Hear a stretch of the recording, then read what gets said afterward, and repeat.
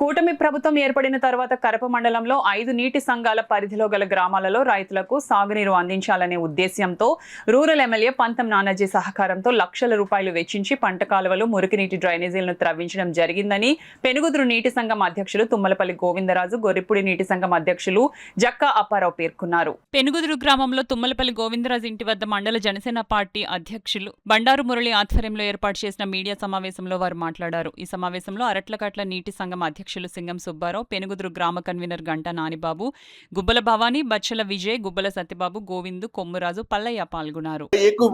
ఎక్కువ ధాన్యం పండించడం వల్ల వాళ్ళు రైతుల దగ్గర తీసుకోవడానికి తేముందని కాడ ఇబ్బంది పెడితే ఈ విషయం ఎమ్మెల్యే గారు చెప్తే వెంటనే మనోహర్ గారిని తీసుకొచ్చి టోరింగ్ హైవే మీద ఆరబెట్టిన ధాన్యాన్ని చూపించి వెంటనే కలెక్టర్ ఆఫీస్కి వెళ్లి వెంటనే సమావేశం ఏర్పాటు చేసి ప్రతి గింజ కొనే విధంగా ఆదేశాలు ఇప్పించినటువంటి మన మనోహర్ గారికి, మన ప్రీతం శాసనసభ్యులు పంతం నానాజీ గారికి రైతుల తరపున నేను ప్రత్యేకమైన అభినందనలు తెలియజేసుకున్నాను.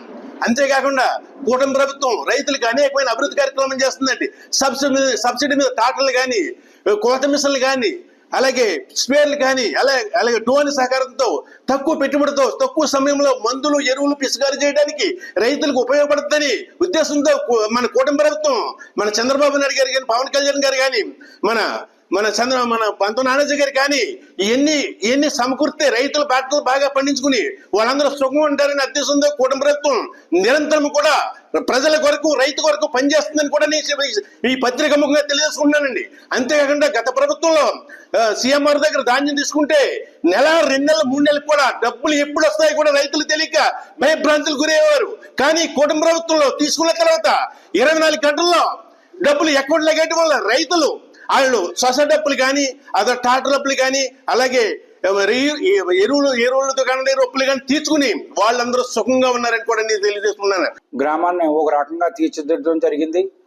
మొత్తం 1,82,00,000 రూపాయలు ఈ 18 మాసాల్లో ఈ కూటమి ప్రభుత్వం వచ్చిన తర్వాత పంతం నానాజీ గారు మా ఊరికి సంక్షేమ అభివృద్ధి కార్యక్రమాలకు ఇచ్చి ఈ చెప్పిన పనులన్నీ పూర్తయి వాడుకలో పడడం జరిగింది. అలాగే మా ఊరి నుంచి గురజనాపల్లి, మా పెనుగుదురు నుంచి గురజనాపల్లి, పెనుగుదురు నుంచి అర్థకట్ల, పెనుగుదురు నుంచి గురజనాపల్లి 1,28,00,000తోని, అలాగే పెనుగుదురు నుంచి అర్థకట్ల 2,83,00,000 రూపాయలతో ప్రధానమంత్రి 2 గ్రామాలను కలిపే లింక్ రోడ్లని శాఖ నిధుల ద్వారా శాంక్షన్ తెచ్చి పరిపాలన ఆమోదం పొంది నిర్మించడానికే సిద్ధంగా 3,80,00,000 రూపాయలు మా ఊరికి శాంక్షన్ చేయడం జరిగింది. ఇంత భారీ ఎత్తున నిధుల్ని మేము 30 సంవత్సరాలు బట్టి తెలుగుదేశం అయితేనేమో, ప్రజారాజ్యంలో అయితేనేమో, నేను కొంచెం రాజకీయ అనుభవం ఉంది నాకు. ఇంత తక్కువ టైంలో ఇంత గ్రాంట్లు తేవడం నేను ఇదే ప్రప్రథమంగా చూస్తున్నాను. దీని గురించి కూటమి ప్రభుత్వానికి, చంద్రబాబు నాయుడు గారికి, ఉప ముఖ్యమంత్రి పవన్ కళ్యాణ్ గారికి, అలాగే మా నాయకులు పంతం నానాజీ గారికి గ్రామం తరఫున చాలా రుణపడి ఉన్నారని తెలియజేసు. ఏదో కాపులని, అళ్ళని, ఇళ్ళని మాట్లాడడం చాలా చులకన భావంగా ఉంది. ఆ వర్డ్ ఇంకా తీసేసి ప్రజల్లోకి కాపులు అనే పదాన్ని మీరు మీ మదిలోనే ఉంచుకోవాలి తప్ప ఇలా దెబ్బలాడుకోవడం వల్ల అందరికీ ఇబ్బంది.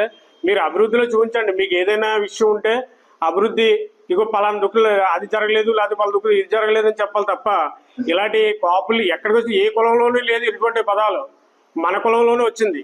దీన్ని అరికెట్టి ఎవరి కాళ్ళు ఎవరి పనాలు చేసుకొని వస్తే చాలా అందరికీ కూడా బాగుంటుంది. అలాగే మండల స్థాయిలోని ఒక డీసీ పరిధిలో, అలాగే మన కేఎంజీ కెనాల్ ఒకటి తవ్వడం జరిగింది.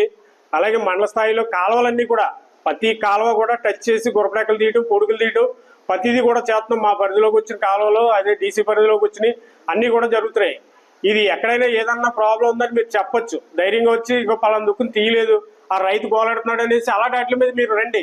వస్తే మేము ఎక్కడన్నా ఉన్నా సరే ఆ సమస్యలు పరిష్కారం చేస్తాం తప్ప ఇలాంటి వాటికి మీరు చిన్న చిన్న వాటికి మీరు పెట్టి ఎవడో ఒకడు ఉన్నాడు ఆడి కూటమిని బద్దలు కొట్టి ఏదో విధంగా బయటకు వెళ్దామని చూస్తున్నాడు. కానీ అది జరగదు. కాపులందరూ కూడా, పవన్ కళ్యాణ్ కూడా ఉంటారు, ఆయన ఆశయాలు మంచి, ఆయన కూడా ఉంటాం మేమందరూ కూడా. ఆయన రాబోయే ఎన్నికల్లో కూడా ఆయన మాకు ప్రజాప్రతినిధిగా ఉంటారు. ఆయన ఇవాళ డిప్యూటీ సీఎం అయ్యాడు, అది గర్వించదగిన విషయం. అది చెప్పటం లేదు జనాలకి. ఏదో అతను కూడా పీకేసి పక్కన కూర్చోబెట్టిస్తే మాతో పాటు ఉంటాడని అనుకుంటున్నారు. అది కరెక్ట్ కాదు. అది తెలుసుకుని మసులుకుండా అందరూ కూడా అపోజిషన్లో ఉన్నా సరే అందరూ పెద్దవాళ్ళు, ఎన్నో పదవులు చేసిన వాళ్ళే. అది కూడా తెలుసుకుని మీరు మాట్లాడండి.